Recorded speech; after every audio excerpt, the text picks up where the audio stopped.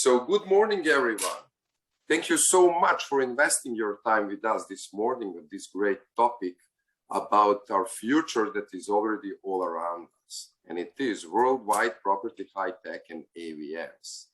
So we see that this is a fast changing world, and especially in real estate, that is actually one pillar of economy in whole world, and technology as well, because it is a fast changing technology and IT is taking actually everything.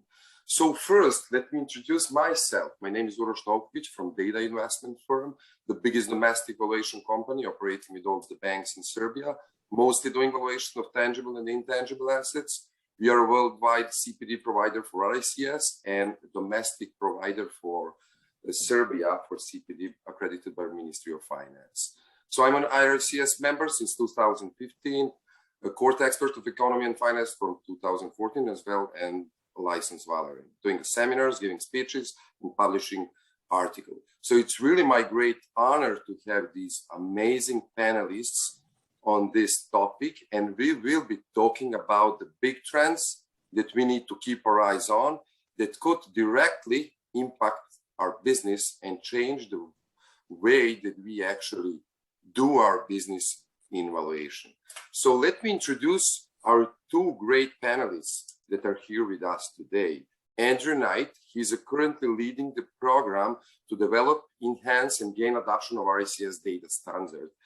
Andrew has been with RICS around 10 years, and he is at this moment International Data Standard Director, managed RICS relationship with the finance and investment community, working with debt and equity participants, their advisors in law and accountancy and regulators. And he has also enjoyed a long career in IT sector as well. I see with music, he is very good as well. So Andrew, thank you very much for coming here. Pleasure. Very good. And our other participant, also a great man, my great friend, Srđan Runjevac. He's a banking professional, also over 10 years of experience, mostly with real estate consulting companies covering the CE region. He is doing as a collateral manager in Erste Bank in Serbia, and he's actively involved in investment advisory and valuation services. And he has done many steps in Erste Bank about the AVM. So we are really happy to hear what is going on there. Srđan, thank you very much for coming. Yeah, thank you, Uroš. I'll just steal a few minutes on the very beginning. I'm quite sure we will be short of time at the end, and maybe I'll forget it. I just want to thank you guys from Data to recognizing and supporting this initiative and this idea of having this discussion today.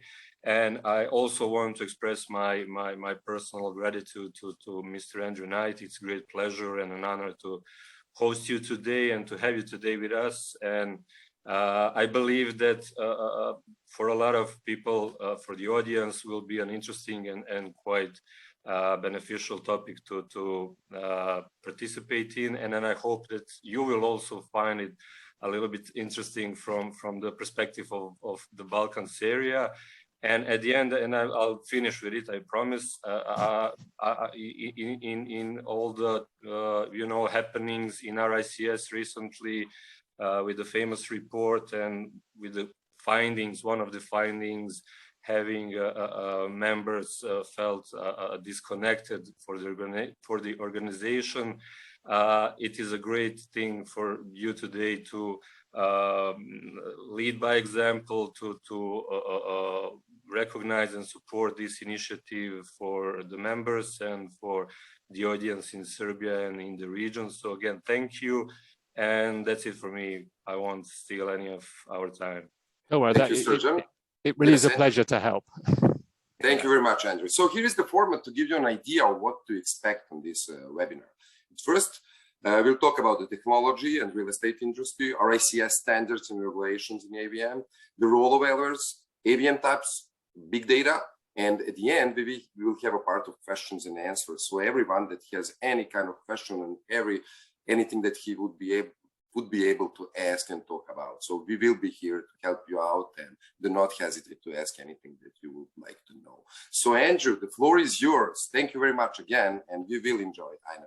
Pleasure. Well, let me just share my screen, and I'll run through my presentation around AVMs and our response. And obviously we can stop at any point to talk in a bit more depth and you know, highlight some of the issues. So let me just share my screen. Yeah, we imagine like that to have it some slides which we find quite interesting to just address it a little bit. Exactly, just to focus. So very good. Hopefully that's now coming up as a screen share that you can now see my presentation. Yep. That's brilliant. Okay, well, this is a presentation I last gave a few weeks ago to the Antwerp Business School. So there's 2 lines of Dutch and French, which I'll translate, but other than that, it's all in English. And apologies, I haven't got any other local languages, but it's all in English. So automated valuation model. So a bit of background just again on my role very quickly.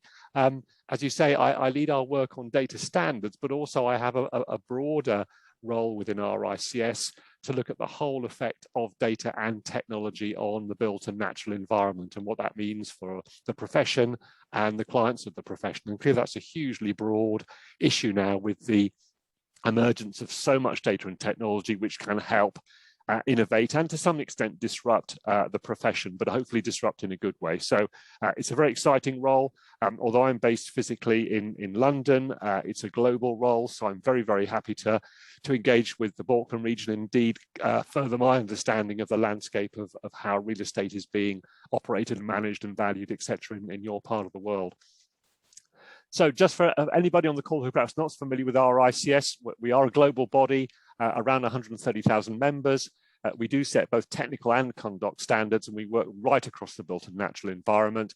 And our members are working right across that life cycle on residential, commercial, land, alternative assets, infrastructure. So a really, really wide, varied profession. And from a valuation perspective, I think, as you mentioned, Uros, not only tangible, but intangible assets as well. So although a lot of the discussion this morning will tend to focus on real assets, we've been looking at automation right across all the different asset types that IVS and the Red Book imply and our members are involved with. So what I'll do, running through the actual presentation, is really just talk about some recent work we've done, a bit of a reminder, a bit of a back to basics. I'm just reminding the audience why valuation is so important. Look at the kind of assets that are affected by AVMs, challenge to some extent the definition of the AVM, look at the drivers, what's making the market adopt these, get into a bit of detail around the models and the data and levels of automation, and look at some feedback we've had from the market over the last few months about actually how our AVMs being used, which asset types, where geographically they're being adopted, and look at some of the kind of risks and opportunities around the transparency and explainability, interpretability of AVMs, and also look at some of the issues around the real world issues of liability and assurance when we use very automated approaches to valuation. So what have we been doing recently? Well, our ICS is very mindful that it's a very fast moving market in terms of data and technology generally, but specifically around these various ways of increasing the level of automation in valuation. And so we've spent the last few months really going out and listening to the market rather than telling. So I've run a program based on a roadmap for us to gain insight right across the world as far as possible to understand where they're being used, how they're being used, the kind of assets, the kind of issues I've mentioned in that agenda to help us shape our response. Clearly, we have a number of potential ways of helping the market deal with AVMs, make sure they're done in a professional way, but we need to understand what we think the appropriate response from our ICS should be. It won't necessarily be particularly a standard. It may be guidance, it may be thought leadership, it may be education, it may be looking at the way we qualify our professionals to make them better qualified to understand how to interact with these kinds of tools.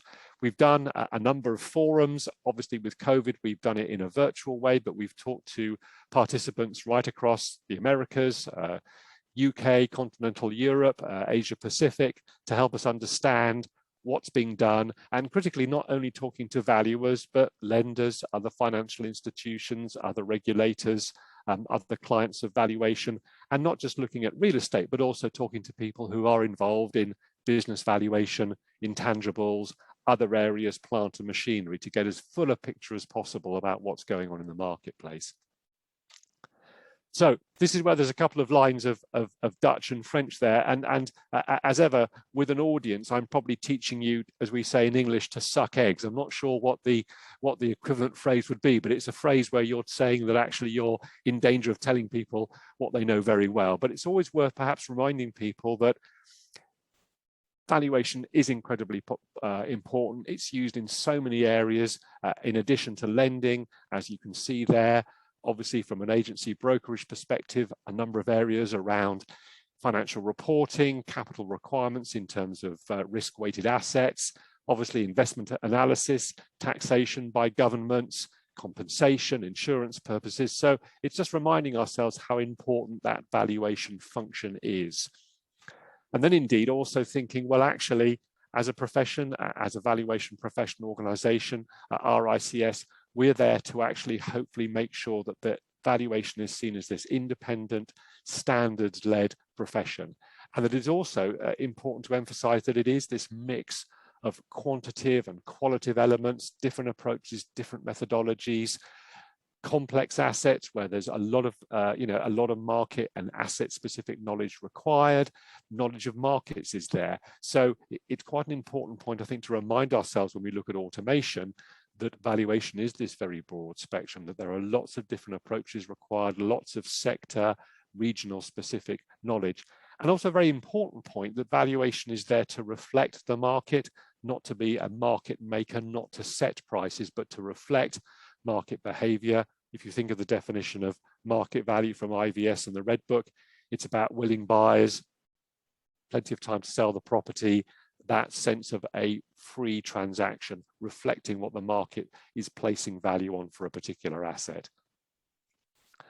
And obviously there are various standards. We obviously implement IVS, the International Valuation Standards, but we recognize that we exist in a world where there are multiple standard frameworks out there, USPAP, European Valuation Standards from Tagova, for example, but obviously they define in a more manual valuation world terms of engagement, the basis of value, what's the purpose, have we made any assumptions, have there been any limitations on able to do this particular valuation, what kind of approaches and methodologies have been used, setting out minimum reporting requirements, and also handling those conduct issues around conflicts of interest, that sort of thing. So important to realize that valuation should have a standards framework around it, and what we need to look at is how various levels of automation can fit within that particular framework. And I think the first thing we'd probably like to discuss, I think, is what do we actually mean by the term automated valuation model? It's a very widely used term now, but I think it's worth perhaps pushing back and saying, well, actually, does it just mean totally 100% automation? Because what we're seeing is a spectrum of usages where automated tools are being used as part of the valuation process, but quite often there is a hybrid approach. They're being perhaps used as part of a more traditional valuation, if I can use that phrase, or indeed the process where you're looking at a particular set of valuation requirements means that certain assets may go through an AVM, certain will fall outside that and have some other kind of approach. And I think also when we began to talk to the market, it was also very important, I think, to understand that there are these other levels of automation that are coming into valuation, and that if we only look at automation through the lens of just 100% automation, we're missing a large number of issues around increasing levels of automation on gathering comparable evidence, on gathering other market indices, and that we need to perhaps step back and look at the issue of automation more broadly in valuation. Particularly, there seems to be this spectrum of applications. And if we think of certain asset types, it isn't necessarily going to be fully automated, but we are going to see levels of automation which do change the way the process works and should be reflected in the transparency and the diligence that valuers should use. And indeed, automated valuation models themselves have a huge range, a huge spectrum of the kind of models that are being used. And there are some instances where people are effectively implementing an AVM using a complex Excel model. So there's a wide range of technologies and approaches underneath what arguably is seen as a very, very simple definition. So we're challenging that definition to perhaps look at a broader spectrum of automation and understand what the market needs in terms of education, support, guidance, due diligence, as the valuation process becomes more and more automated. Any reflections so far, or Serjan, on that? Yeah, well, as you mentioned, it's quite interesting to from the perspective of the regulator, just to have a clearance between what is the AVMs in practice. There is a huge misconception, I believe, strongly in the market here, that it only comes to fully automated models, and the fear of replacing the traditional types and traditional way of doing this is quite present here.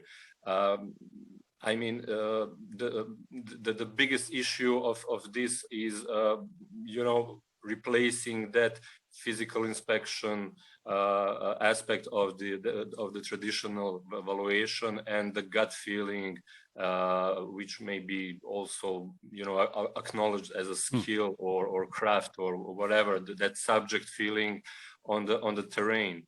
But on the other hand, this is a clear insight from the behalf of RICS, indicating that it can also be used as a tool.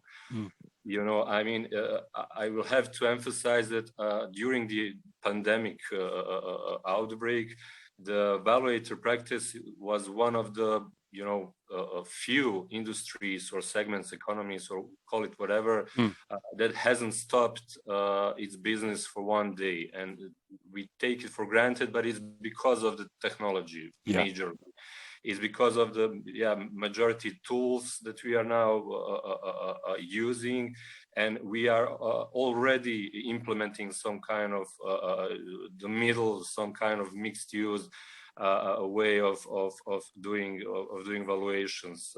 We have transactions, basis of transactions. We have Google Streets, Google Maps. We have electronic signatures. We have electronic land inscriptions for the property. So we have all these tools that are helping us, that are providing us with also suppressing that subjectivity issue, and we are already been using some kind of automated valuation models. So as you said, it's just in my also personal opinion,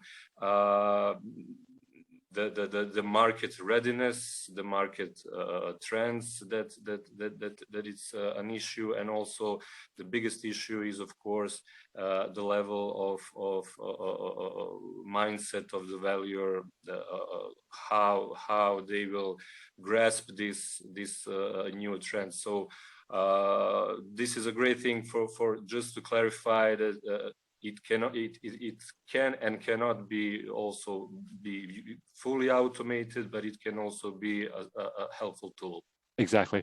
And I think that the middle point of my slide about valuation, and I think another challenge of this term AVM, is that quite often a number is being produced which really isn't being treated as a valuation, and everybody is aware of it, that it's being used as an indicator, an early estimate of value, but that it isn't a formal valuation. And I think, as ever, we just need clarity that sometimes we'll be using some kind of automated process, perhaps on a portfolio at an early part of a potential transaction, where we want an indication, an estimate, but it really isn't a formal valuation, and perhaps it's not being backed up with that level of assurance, but it's being used as an initial indicator, an estimate.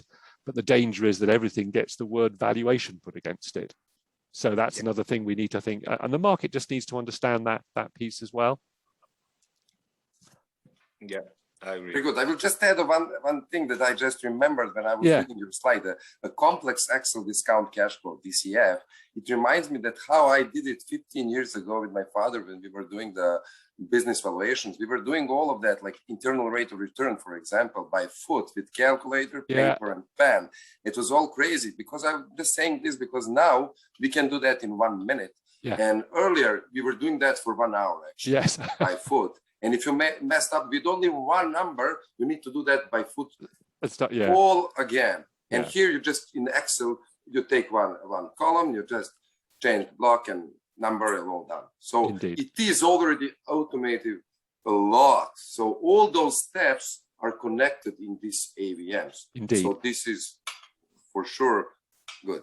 And indeed, the reason I raise that kind of complex Excel model is they have the potential to be a black box. You know, somebody will write a model and, you know, it can be quite hard to understand if it's linked to many other spreadsheets or there are a lot of complicated assumptions hidden away in the formula. It can be as hard to interpret as perhaps a machine learning algorithm if somebody has written something. So there's always a danger that even things like Excel can become quite hard to understand for somebody who didn't write it, if you're trying to then understand or perhaps defend the valuation. Yeah, thank you. So quickly looking at who are affected by this continued adoption of AVMs, and it's clearly a wide range of stakeholders that just reflects how important valuation is in terms of the valuers themselves, the capital markets, tax, audit and accountancy, you know, the various people down there, obviously ourselves as valuation professional organizations. And one thing I'd also highlight is the potential impact on consumers. If we think of residential property, I think it's important that private individuals who perhaps receive some indication of value from some kind of property portal or a broker understand that perhaps it is being done in this automated way, or if they want to take out a loan to buy a house or a flat or an apartment, they perhaps do need more education to understand that when the decision is being made to lend, that there may well be some very automated process that they need to know that they have confidence in. So we mustn't forget the ultimate public protection here that we as a professional body have within our charter. So what's driving it? Well, I think these are hopefully fairly easy to understand and really quite simple, because as ever, it's been driven very much to a large extent by the clients of valuation, that they want valuations to happen more quickly. If I think of residential lending as an example, they want as ever to get efficiencies in terms of cost, in terms of valuing property. There's a big piece to hear about scalability, the fact that actually AVMs, when you're looking at portfolio or mass appraisal for property taxation, or indeed revaluing portfolios perhaps for funds or listed REITs, that frequency issue of wanting to revalue a large number of assets on a frequent basis, or indeed that kind of portfolio buying and selling portfolios, you clearly have physical limits to how quickly you can value a portfolio of properties. So there's that scalability, the fact that AVMs can look at scale either across a country or a portfolio to deliver that valuation. There's also an argument, and I'll use that phrase deliberately, that from certain market participants, they actually see an AVM being more consistent. And I've put a question mark at the end, but because this is the view of the market, that they actually see an AVM taking away some of what they perceive or see as human error that can, in their view, creep into more manual traditional valuation. So I'm reflecting here market feedback from the users of valuation, that they see a benefit in a more consistent set of outputs, and as they would say, taking away a degree of human variability, human error, whatever you call it.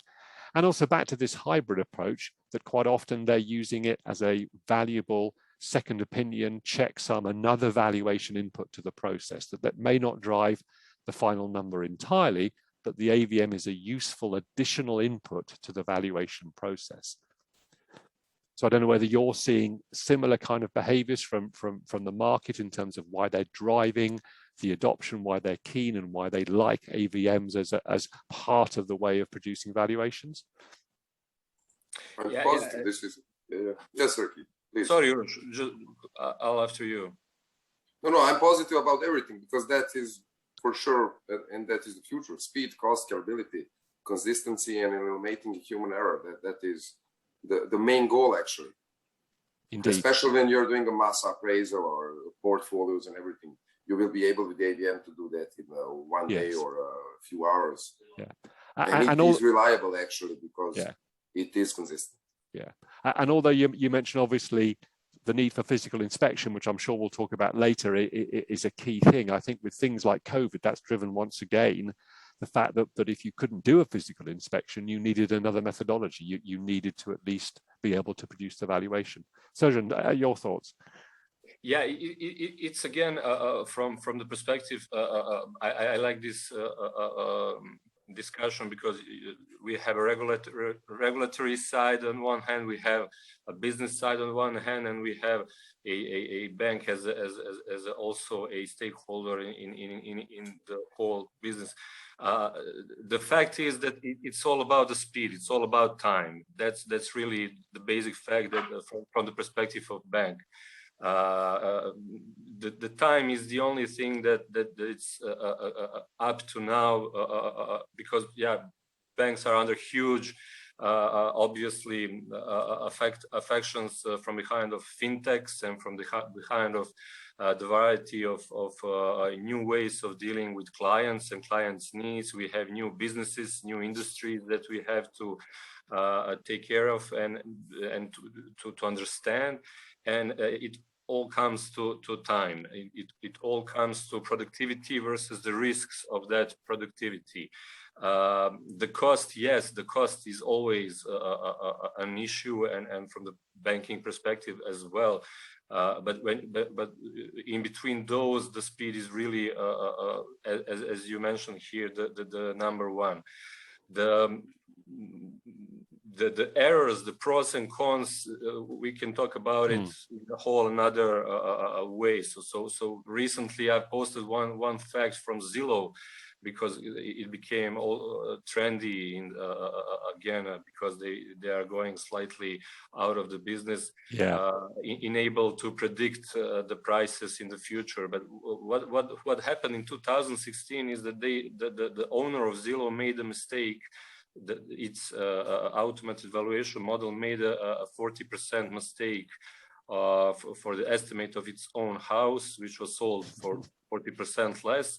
So basically, we can now look at it as an error if we look at it one-on-one, or we can look at a success rate of 8% of accuracy on the portfolio level. Exactly. Yeah, exactly. It's very the perspective is I mean, for a human taking a mortgage on a house is maybe a biggest decision of their lives, and it's their own house. It's nothing else.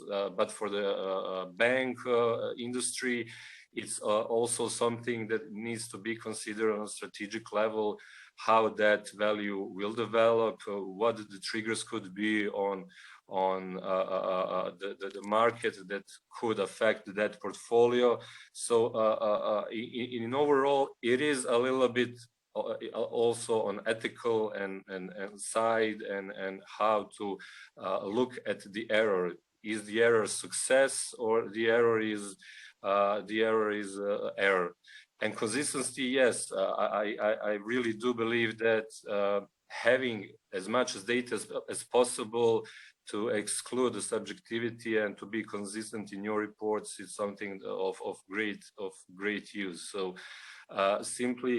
And at the end, and we will talk about it a little bit more later on, I'll finish with that, human error and the consequence of that error. I mean, what was the consequence of that Zillow's error? It was nothing. And if a human would made a 40% error of valuation, I believe we would exclude it from the valuers list. So it's it's really something that has to be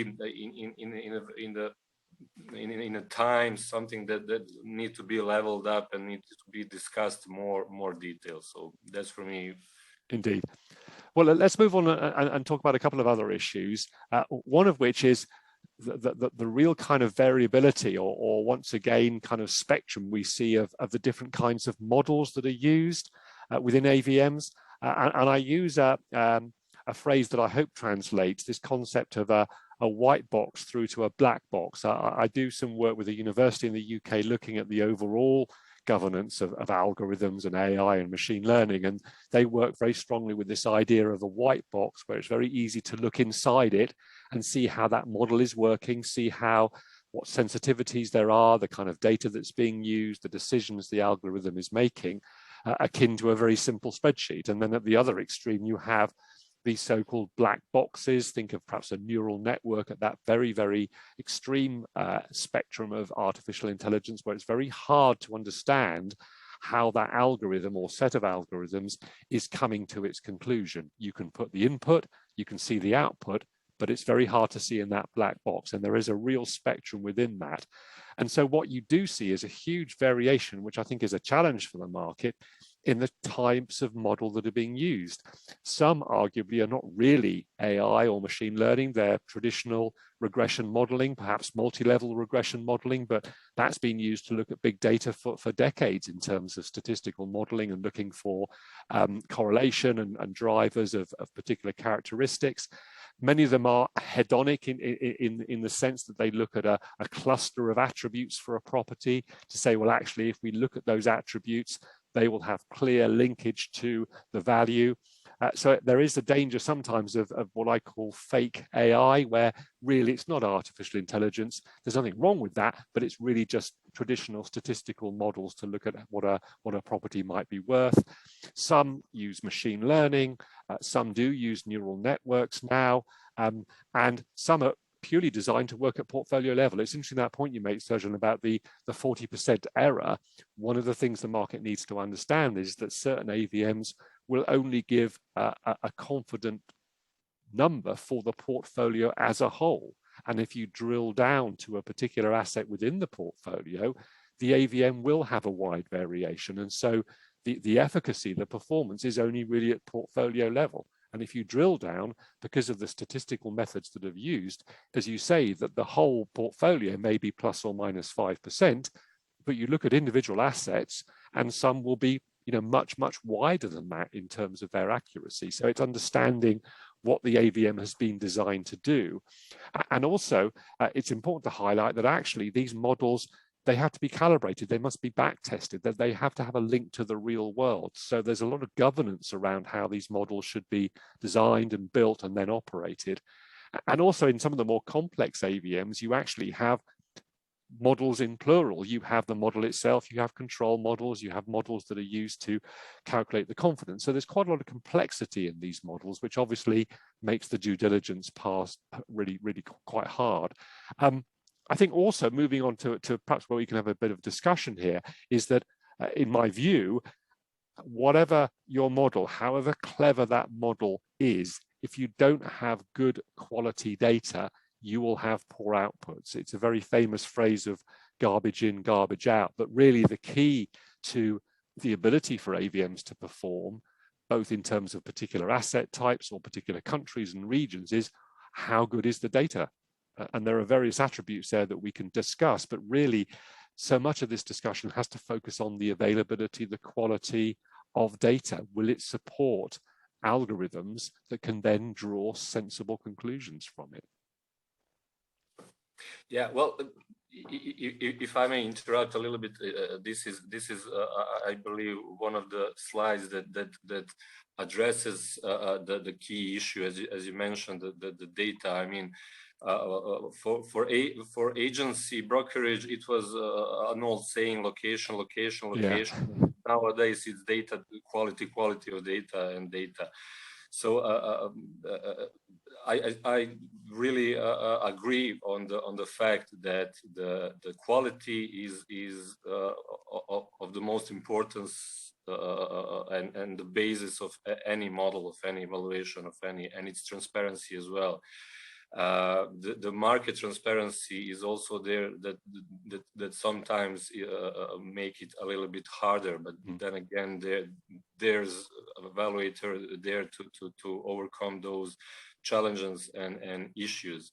I would also speak about what data quality is needed, because from the banking perspective, obviously you guys with Brexit, you don't have to deal with European Central Bank anymore, but we in Serbia, there are a lot of banks that the mother banks are in the Eurozone, and we must oblige to their remarks. So we have these banking guidelines from banking authority, European Banking Authority organization, and it says that the quality is needed, and there is no definition what it is.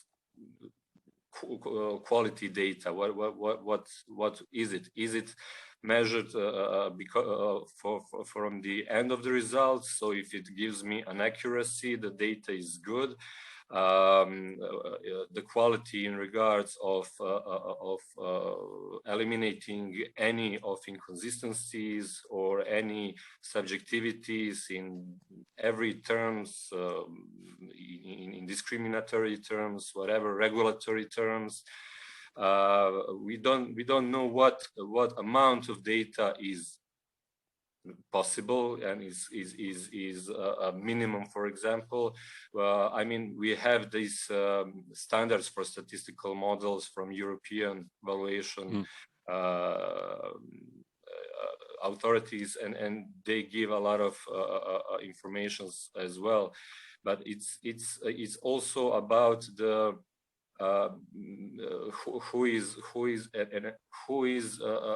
dealing with quality of data. Is it the evaluator or the IT, let's say, modeling personnel, and how it transfers to the transparency, as you said, the white box. So when you sit down to the bank representatives as a company and you want to represent your model, how do you explain to the banking personnel what is the quality, what's the sources of data, how it's modeled? And so I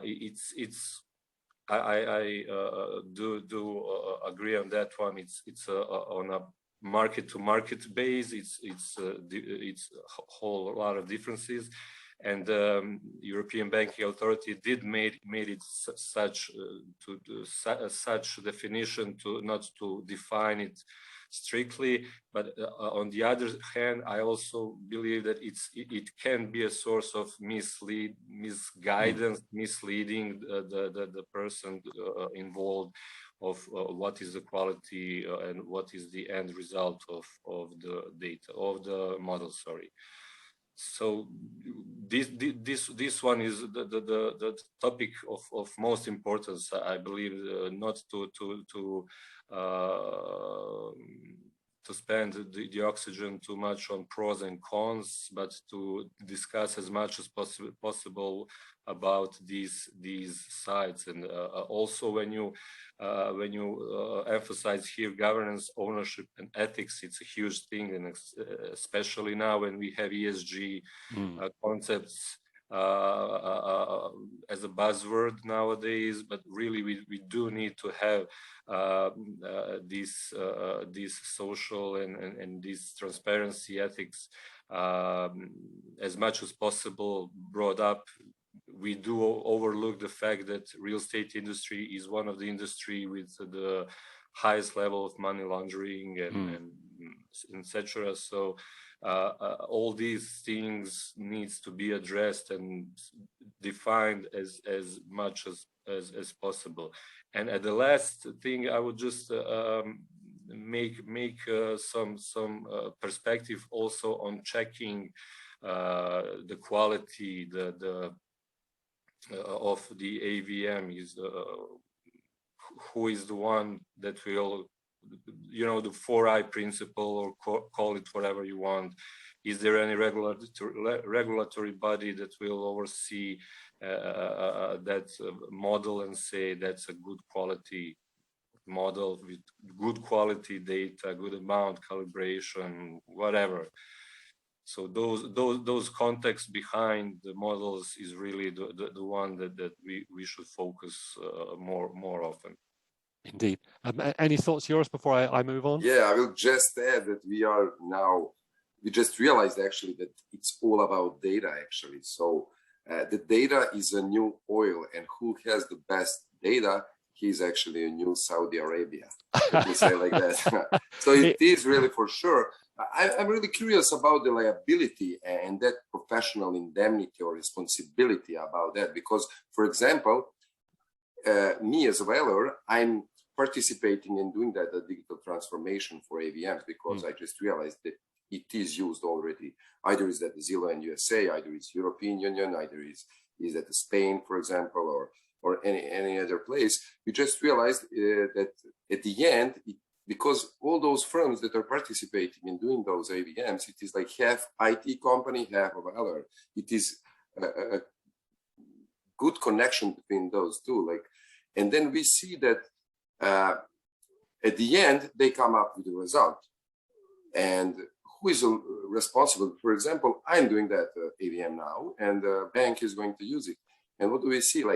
Do they see okay, you do have a professional indemnity insurance, either is that an RACS or a local one, and they will say okay, we are good with the result because it's all up to you. You gave us the algorithm, you gave us those results. So we don't care actually what is behind the result, or is it something different? That's what I'm curious about. Yeah, and we'll pick up, hold that thought, and we'll have a specific piece to talk about that. So let me move on, if I may. So does automation mean the process itself? That this was really thinking about, we've got that word automation within AVMs, and actually for us, we're thinking more about the overall process, because as we described and talked about, there is this kind of hybrid, this spectrum of automation. And I think one important piece is if you do have an AVM as part of the overall valuation process, what's that kind of process look like? How do you initially decide whether the asset or the portfolio is appropriate to go through an AVM? So what's the kind of governance, what's the process there? It may then be a case that if you put a set of valuations to go through an AVM, a certain percentage of those will be judged to be inappropriate for that AVM, so they will go through a different process. You may then have a situation where, as valuations go through the AVM, a certain percentage will come out with a confidence level that is sufficiently low that you then need to have some kind of process. So this automation, this spectrum does really sort of raise this issue that actually there has to be this proper governance, this proper operational structure around how you implement an AVM.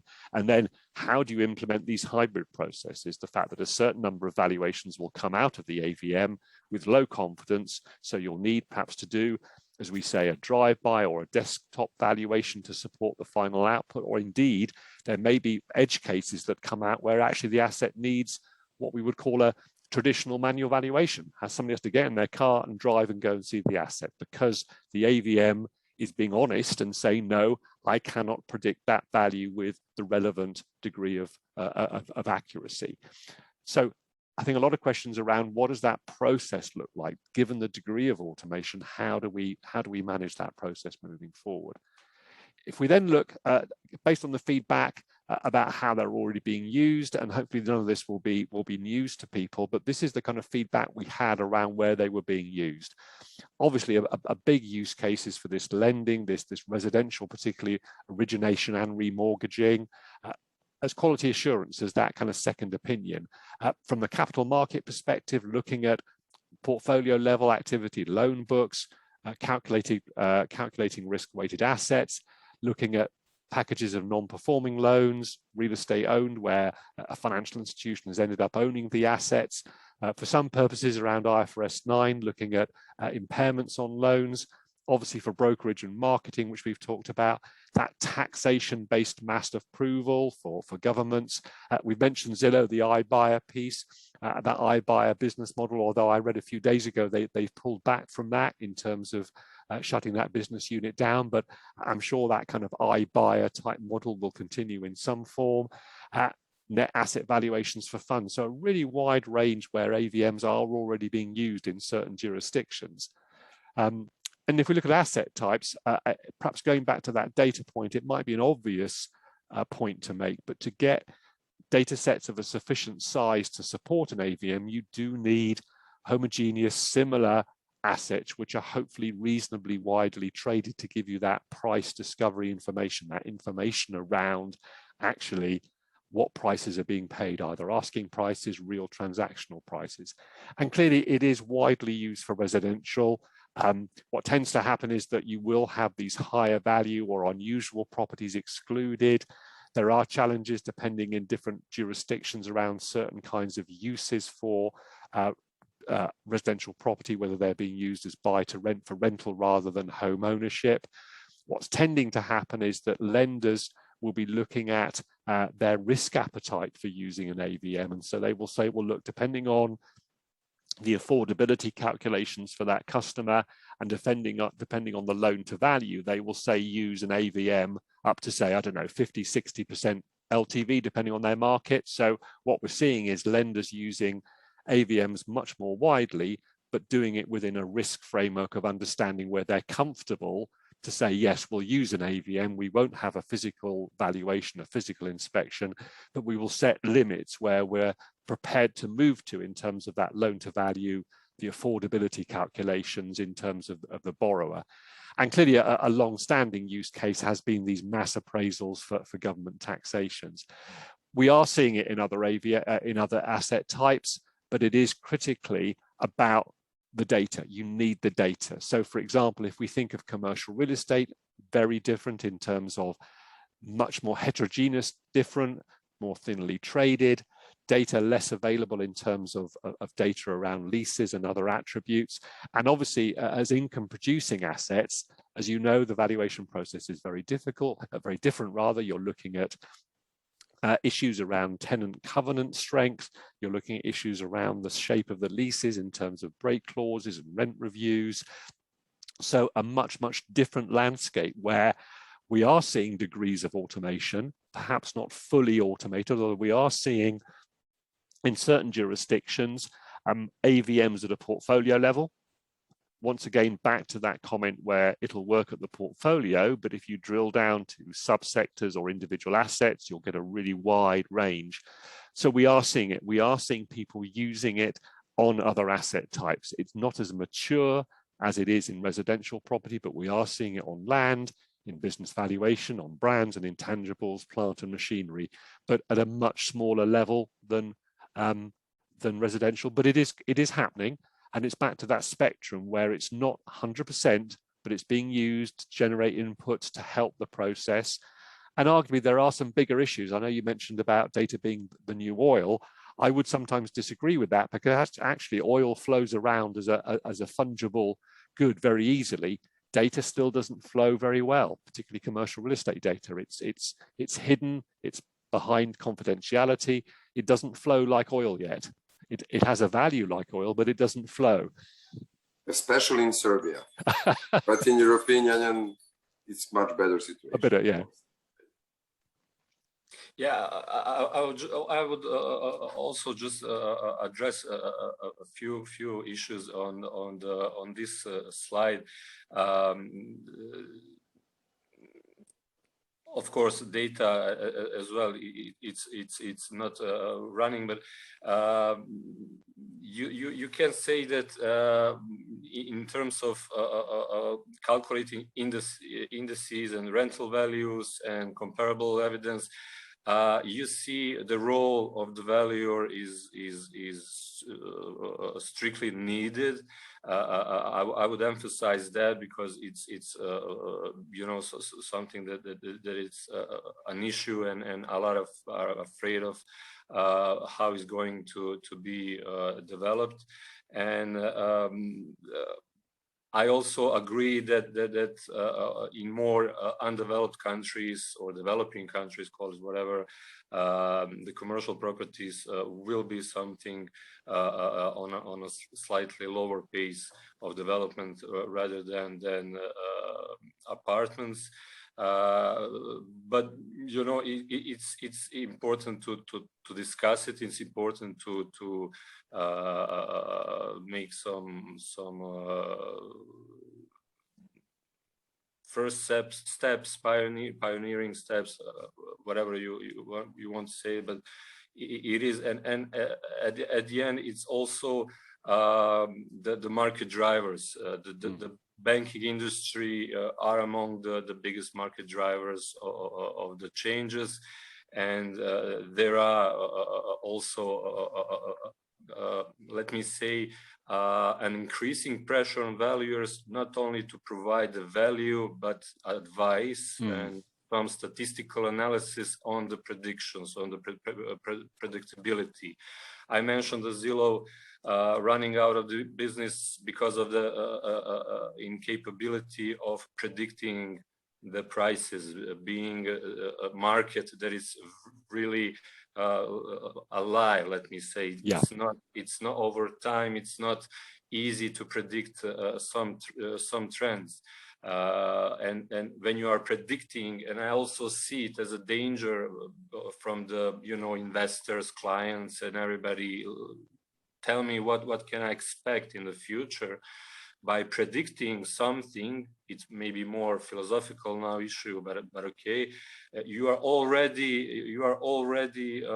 imputing something into the mind of the user. So when you say you can expect this or that, you are already affecting the future. You are not predicting the future. You are maybe affecting the future. So these models that we are seeing more and more from behalf of the users that are grasping for new information, for new analysis, for extra analysis, I think also can be of danger for value practice, and to also be comfortable in predicting, or as mentioned here, using these models for commercial properties where there is multiple levels of indicators to look upon. So that's for me. Ross, any thoughts before I move on? Yeah, well, good. I'm just realizing actually, but we will go on those slides later on, that residential market is actually more affected, and that is the first place where we are going to use mass AVMs. Indeed, indeed. So where are they being used? Well, this is just, it's probably not an exhaustive list, but I suppose I list these countries just to emphasize how widespread AVM adoption is already around the world, and once again, mainly driven but not exclusively by residential property. But as you can see, a hugely wide range of jurisdictions where we already see some degree of uptake. And whilst it probably wouldn't be a statistically valid conclusion, there is a very strong correlation to the quality of data availability to the degree of adoption. Back to that data slide, the more data you have, the more transparency, particularly around pricing data, real transactional data in terms of your sort of land registry or cadastral data, that the more you have that ability to have data of a high quality at scale, the more likely you will see that adoption. And the reason I put a question mark against India was it was an interesting discussion I had with the people we spoke to in India and other parts of ASEAN, where they felt India was on the brink, the cusp of beginning to adopt them, that actually there was huge demand to try and use automated valuation, that certainly some of the states were beginning to use it for mass appraisal, and they felt that whilst there were still huge challenges around data, that they would begin to see that usage in such a large jurisdiction. So they felt they were very much on the edge of beginning to see where they would be used.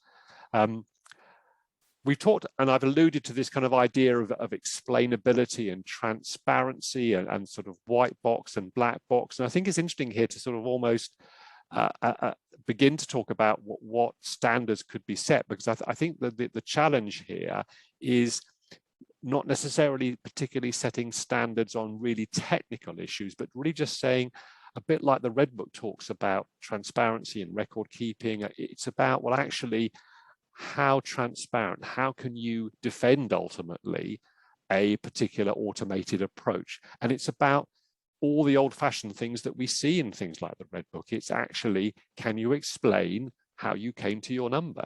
If I ask you as a valuer to say, well, okay, you've said that this particular apartment or this particular office block is worth so many euros or so many dollars or so many pounds, and you've chosen a yield, you've chosen comparable evidence, you've made adjustments. In a similar way, I think there's a strong sense from the market that a model should be able to explain itself. What data sources is it using? If it's a kind of a hedonistic approach and there's a certain number of variables that have come to the top as being the most significant drivers of value, what are those attributes? And if you've been looking at comparable evidence as part of the model, which comparables did you choose? Were there any adjustments made? If location is really key, were those comparables from a good close area? Or depending on the asset, if it's a niche asset, actually, you might just want comparables that are the right kind of property and it doesn't matter where they are. So I think it's about that. Can you really explain, not down to the bits and the bytes of the code, but can we explain why this particular number has come out? And it's back to data, it's back to the correlation of factors that are driving valuation. You know, it really is, and also a really key phrase that somebody used in America when I was talking to them was also that first piece about actually, should we have used the AVM in the first place? There should be some honesty about, well, actually, you're asking me to do a valuation here, either for some assets or a portfolio, and there should be an honest discussion. Well, no, this particular AVM isn't suitable for that. So, you know, it's really down to old-fashioned transparency. How does the process work? Where are we getting our data? And in terms of output, what do you mean by confidence level? Can you please explain how you're calculating a level of confidence, either at the portfolio level or for particular assets? And describing what the AVM is fit for. Is it fit for this purpose? I'm asking you to do a particular valuation for a particular group of assets. Is that appropriate for your model, given the kind of assets? Because if these are high value properties, perhaps residential properties, high value in a rural setting, there may simply not be enough data to produce a statistically valid answer. So there's a degree of, dare I say, old-fashioned honesty about that in terms of models being explainable, transparency. How are they getting to their conclusion in the same way that a valuer could be asked those questions when they're going through their valuation report? Yeah, I'll just say a few words from the perspective of that transparency and trust. Here in Serbia, we have in 2018 a law on regulating the values practice. So it's quite a new law, and finally we have it as a base on how to proceed further on. And only 2-3 years afterwards, we now have these guidelines, and we have now these pressures from around the world to cope with all these issues and all these new things that is coming. And I believe that the majority are acting, you know, like a rabbit in front of the speeding car. You know, he's going to hit you, but don't just stand there. Try to give you move. But on the other hand, it's also about the insufficient maybe guidelines from behalf of regulatory bodies and their, you know, being able to define it as much as possible to be applicable to the worldwide, because European Banking Authority is saying, you know, that the evaluator needs to have necessary knowledge and appropriate technical skills. So what's the appropriate? What is the benchmark of appropriate technical skill?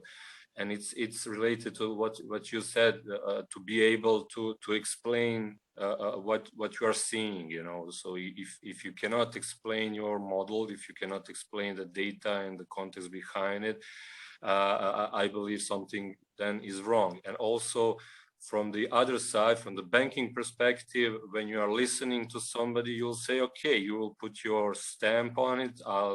You are the valuer. I have my responsibility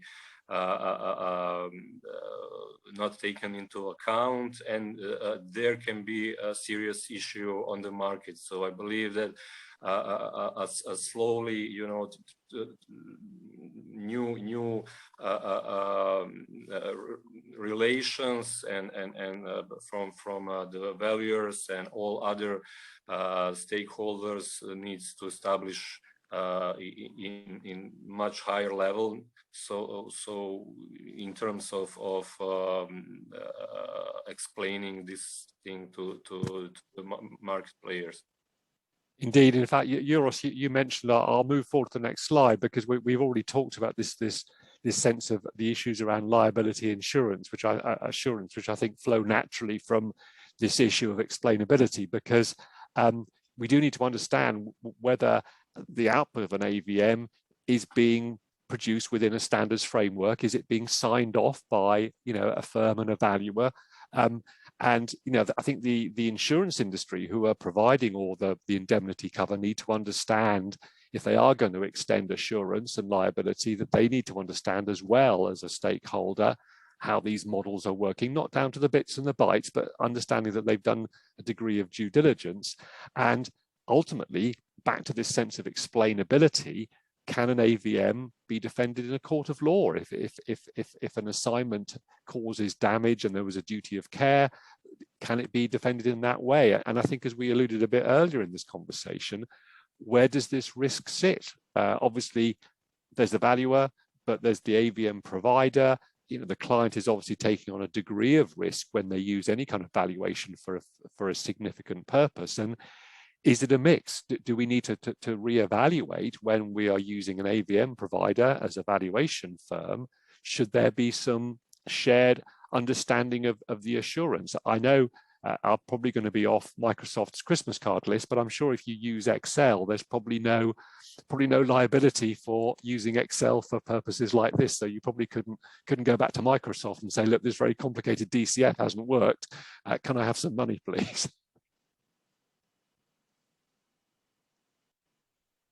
Yeah, it's sorry.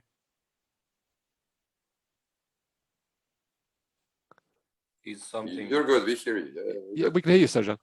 Yeah. Sorry. Yeah, it's again about the responsibility. I've seen many, for example, banks in Western countries or Eastern, Far Eastern, Hong Kong, Singapore, etc., having these models attached to their, offers to their from their services, but those models are from one of the largest international consulting companies, and then you have a disclaimer like this and saying, we as a bank are using a third-party model. And I see there a little bit of who the client will sue if he lose money or doesn't or that something doesn't come up right. And the other thing is also there is a danger of having those big large companies, internationals, that are swallowing the market. These models, because they are buying or developing by themselves these models. And we have smaller companies, SMEs or individual persons that can maybe buy or rent a model. So there is also a danger there for who is accountable for that kind of business model. So in just afraidancy to be lost in a business, a company can acquire a startup or somebody that is developing a model without going into much details, and who is responsible for that. So it is. I agree, really something that it needs to be regulated. And again, regulators are lacking behind, like always. We've seen in the Bitcoin, in the cryptocurrencies, ESGs and everything. So I believe that on regulatory bodies is a huge amount of business in the future to regulate all of this. So what are your thoughts, given I know we touched on this a few slides before, didn't we? Yes, of course. I totally agree that traceability of all the steps that are done to get the final market value are the key, actually. So the knowledge is the power. So if you do have a knowledge to show the traceability and explain what have you done in your, either is that an AVM or just a regular valuation, you are actually right. And the other side need to understand and to be satisfied with everything that you actually showed to them or said. So either is that a one valuation or 100 of them or as many as you want. So we are coming up to the end.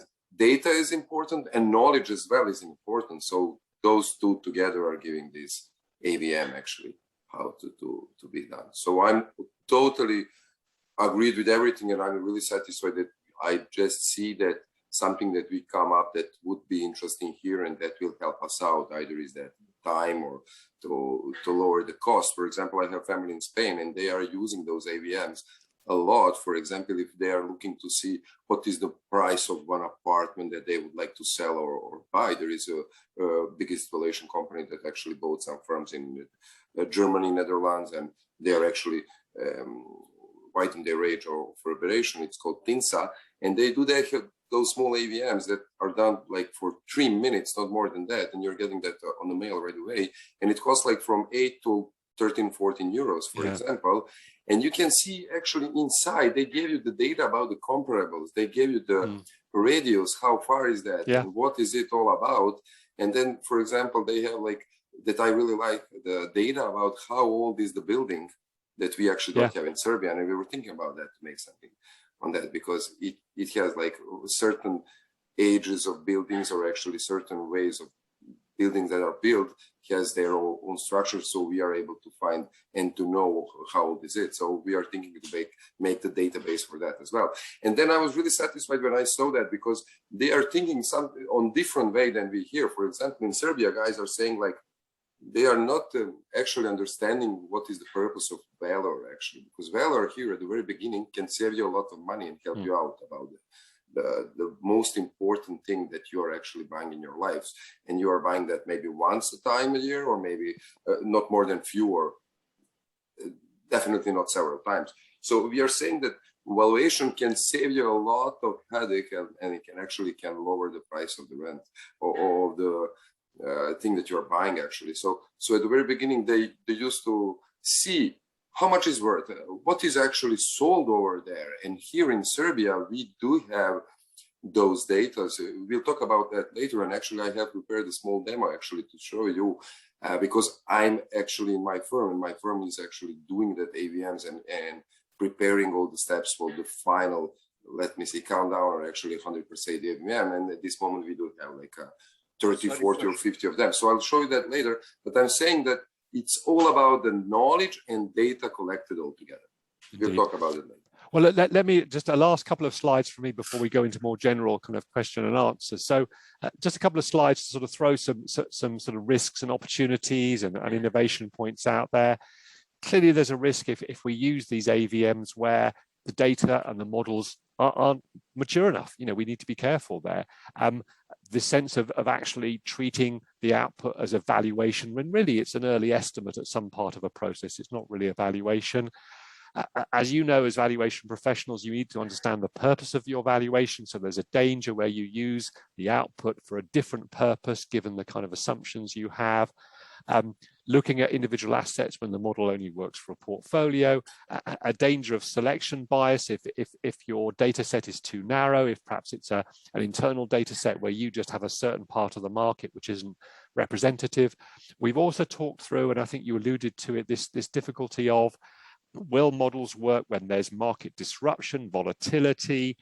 Have they been tested through a down cycle, through a major correction of values, where clearly valuers can have some sense of the direction of the market, the sentiment that may not be in the data itself? A danger that the AVMs can become slightly circular and begin to drive values rather than simply reflecting the market. This potential inability to look forward, as we've discussed. And also just generally a lack of education and market awareness of what the models are doing and what the questions should be when we look at using AVMs. And moving finally on to what our ICS are thinking about in terms of our response, because obviously as a standard setter, as a producer of guidance, we clearly feel there needs to be more education, there needs to be more knowledge not down to the bits and bytes, but the general principles of AVMs and this degree of automation. And we do think there's probably use in having some concept of a due diligence framework that says, actually, what should I know as a valuer if I'm going to use an AVM? What should I know as an insurer? What should I know as a lender? What questions should be asking? And what should I expect in terms of transparency? We shouldn't be just abdicating to these tools. We should be fully understanding the kind of service we should receive from an AVM provider, these degrees of transparency. And I think also, I think it's important that property professionals are part of the process of developing, designing and governing and operating these models. Yes, they won't be data scientists, but the knowledge of the asset types, the knowledge of the idiosyncrasies of property is an important part of designing good AVM. So I think the property professional has a key role here. We obviously do need better standardization of data, better quality, better availability. And I think we do need to perhaps step back and look at the whole range of automation, not just focus on the one use case of 100% AVMs. Automation is becoming a more general piece.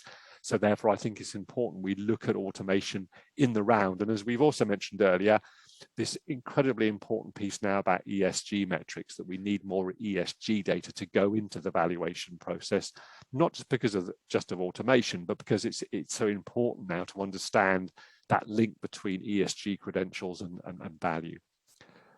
So those are the thoughts from the RICS perspective, and obviously happy now to go into a more broader sort of Q&A and any sort of final observations from Euros and Serjan on what I've covered this morning.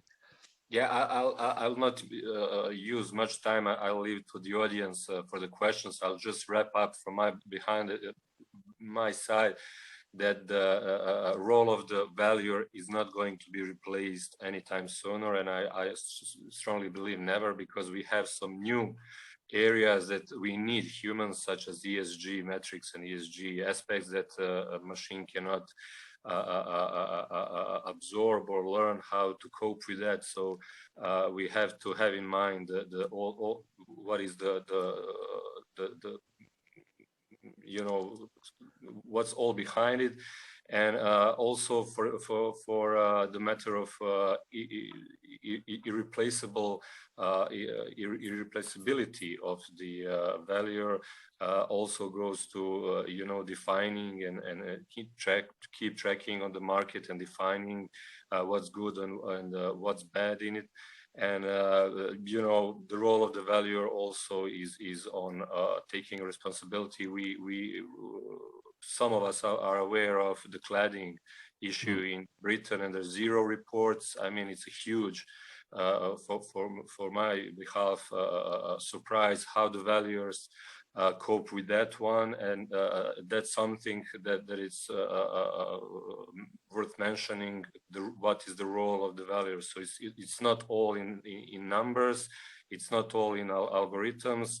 I like to say, as the model is more complicated, the more help of the valuer you will need. So that's, for example, my thought, and I'll leave with that. Andrew, one more time, thank you for having you on board in RICS as well, because you did really help us out here, and you shared your knowledge and the way of perspective from RICS and you as well. So we are now more familiar actually what is happening and what is going on in Europe, and that will be happening here in Balkans as well. So I do have a question, because we just realized that the residential market is more effective on the AVMs more than the other part of the office buildings and things like that. So, but we are witnessing here in Serbia at this moment that on residential market, let us say we do have like 3 types of evaluations. Either is that a desktop evaluation, either is that a monitoring part that is covered by the National Bank of Serbia that needs to be done once a year, and desktop needs to be done once in 3 years, and there is a regular evaluation that needs to be done. Either is that for a new loan, like a mortgage, or either is that a non-performing loan that needs to be done once a year. So we are witnessing here that some of the banks are actually do have it, they are making it by themselves, the AVMs for monitoring or the desktop evaluations, because national banks agreed, and it is covered by European bonds. And for example, Serjan has developed something in Erste Bank. So I would like to hear for you, Andrew, is that for sure happening in your EU as well? And what do you think about that? Actually, yeah, I mean, they don't need actually Valor there at all. They certainly are developing their own internal models for these kind of purposes. So I think as ever, it's that dividing line where at a certain point they will sometimes want that independent valuation from that external source, but they are certainly using them for internal purposes. But sometimes they then have that regulatory requirement, depending on the use they're going to put it to then get some kind of independent verification, sign off from an external source. But yes, certainly there are banks using these kind of methodologies for various internal purposes, as you say, looking at non-performing loans or REOs, or even for risk weighting type calculations. So they are beginning to either use an AVM provider or build their own models to look at those issues. And it comes back to those drivers of scale and regularity, and just the fact that actually to have traditional valuations at that scale is just not practical.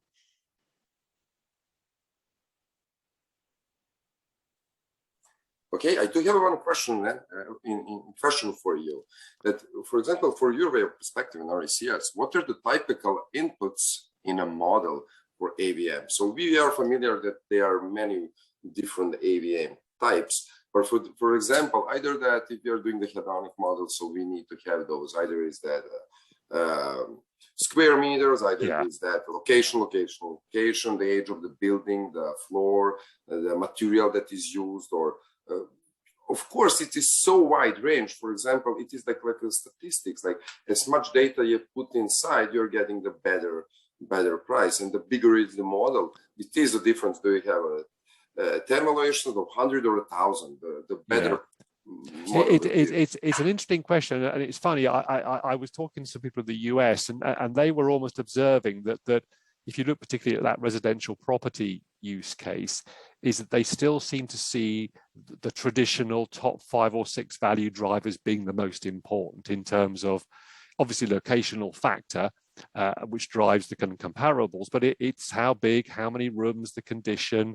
And so actually you can throw many other types of variables at the model, but quite often for something like a homogeneous group of residential properties, it's the things you would imagine. How big, how many rooms, how many bathrooms, is it in a nice area? And then you do get those amenities playing in terms of transport links and schools and availability of open spaces and parks.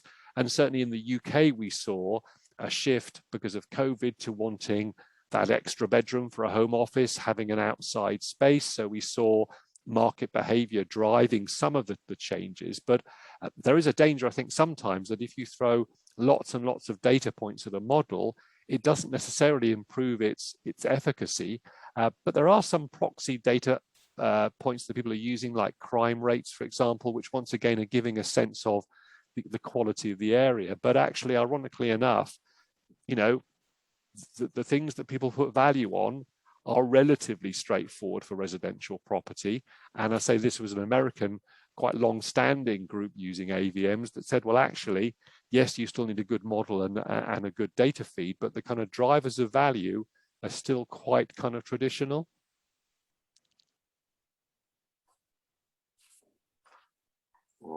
So, John, do you have anything to add? Because, well, like we were talking about the power of Excel and how we are actually automated some of the steps during the evaluation model, I would like to show you guys like a 3-minute small part, our innovation at the first step of the AVMs.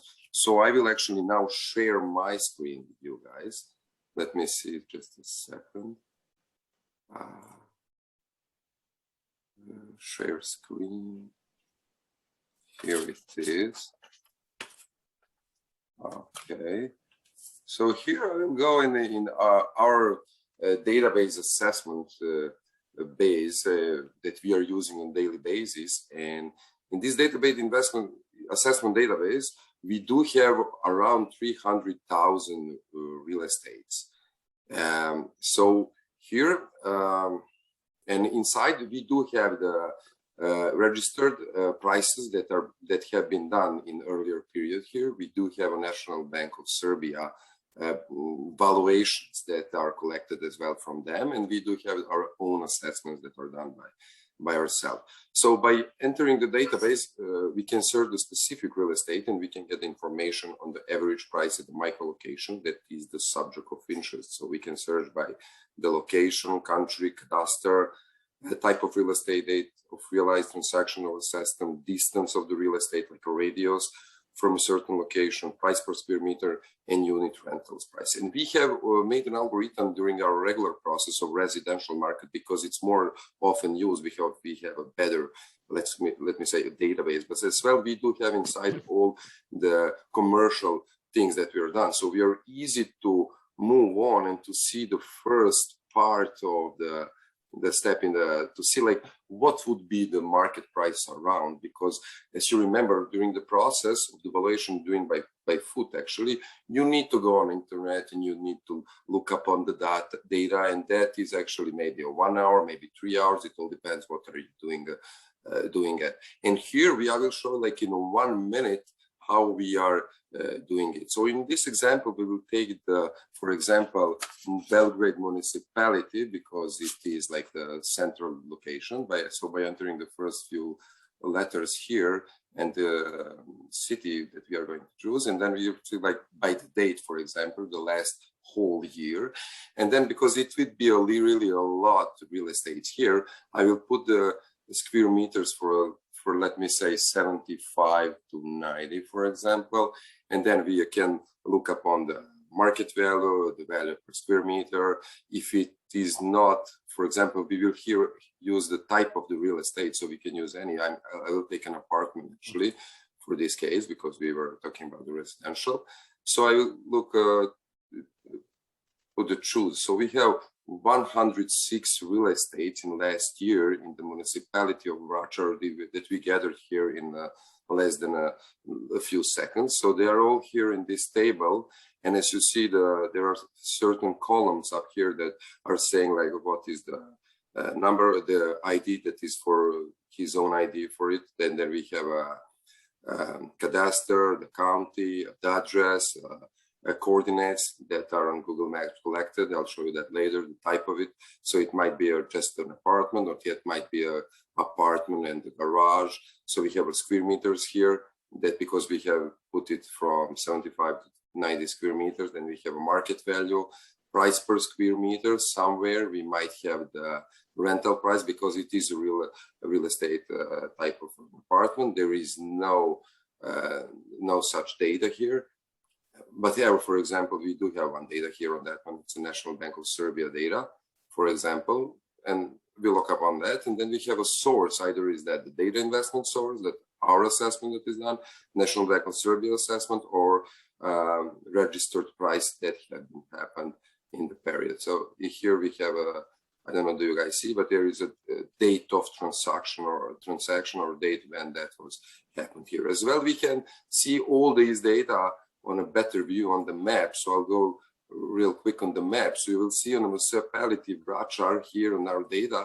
So if you have a certain location or you're looking upon any certain address, and then you can look upon it to see like what are you looking at and what is the price on. And I will pick one of the data just to show you if you would like to find more of more of information about any of these. For example, I'll take this on 103, and I will go, because I can check it up here on the icon menu. I can go on the map on that number because these numbers are collected with these numbers. So for example, we'll set up here so we can get more additional data on that one that are entered during our process of valuation. Because when we so I haven't shared this screen. I'll share it right away.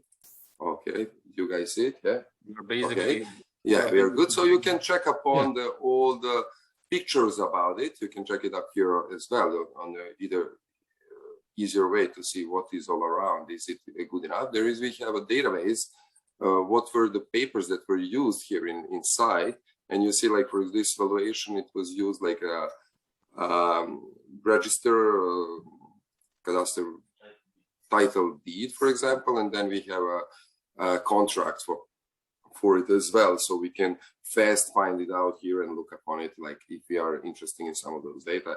As well, we can see the number of the parcel and what was the floor here, for example, and some additional data that were entered inside. So that is, and this is a map, so you can see like where it is on a map on that municipality. So the reason I was thinking to share this to you guys, in short, this was a demonstration of how we can get an accurate information very fast, and it is really reliable. So it's much easier now to collect these data on this way, or from the other side to go by foot on the internet and collect it. So this is the first step in that's really interesting way of collecting data and sharing it and presenting it, because this is only one part that I choose to show you guys, because I'm positive that after that it will be much easier to get either is that a mass appraisal for that, because really we do have a lot of data inside, or either is that another further step for anything else.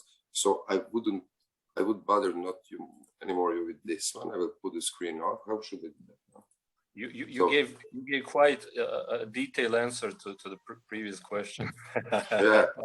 I think what it does highlight is the fact that actually this high quality data will augment and support the valuer, that the valuer can actually spend more high value time working on the assignment, offering more consultancy, more advice, more depth around the valuation, and not having to spend so much time just gathering data. As long as we have this high quality data that's well presented, the valuer's role will be even more powerful, because they have more data, more insight, and then they can apply their judgment to the process. So I would agree that the valuer will be as important. They just use these tools in a sensible way.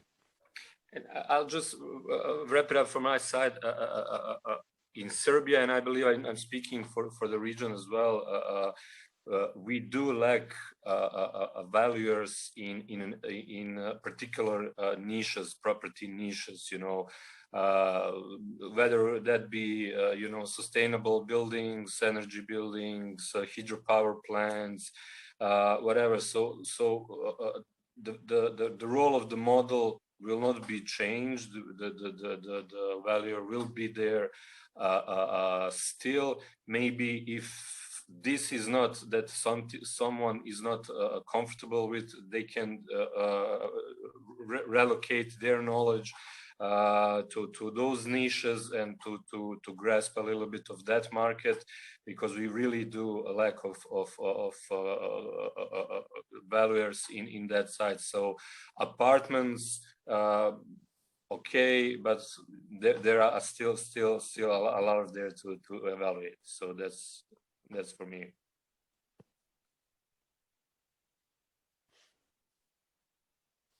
Unmute myself. So at the end, I would like to say that the valuers, don't you worry about the profession. We are in safe hands. RICS is here next door, helping us out to follow everything, to follow the future, and to see like what will happen with us, what will happen with the profession. And I'm positive they will save our asses actually, and they will help us out on everything. As you see here today, we had a really great opportunity to meet Andrew, to hear Serjan, to hear the perspective way of RICS as someone who is making the profession for all of us, to see how the bankers are thinking about it, and for my perspective as a valuer. So one more time, thank you very much, guys, on this great topic. And now I'm positive that we did a really good job, and next time we will go with other topics that are really interesting for everyone. And thank you very much one more time. A pleasure. Very, very glad to help and to be on the call today. Have a good day, everyone. Thank you. Bye-bye. Take care.